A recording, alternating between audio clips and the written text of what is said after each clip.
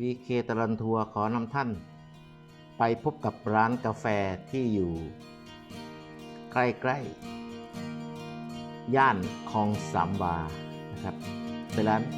กาแฟที่บรรยากาศดีมากๆครับมีต้นไม้ร่มรื่นนะครับมีปลาแหวกว่ายในแม่น้ำอย่างสวยงามนะครับงั้นเราไปพบกับอันทรีทูเดย์นะครับที่คลองสามวานะครับเป็นพื้นที่ที่ถือว่าร้านกาแฟที่ใช้ได้เลยทีเดียวนะครับอยู่ไม่ใกล้ไม่ไกลนะครับในเขตคลองสามวาถ้าไปถึงถนนรามันก็เดี๋ยวจะให้ท่านได้พบกับบรรยากาศภายในร้านทั่วๆไปเลยนะครับให้ชมไปเรื่อยๆนะครับอันนี้ก็คือร้านกาแฟอันทรีนะครับจนถึงทุกวันนี้ก็ขอให้ท่านรับชมไปพร้อมๆกันเลยนะครับ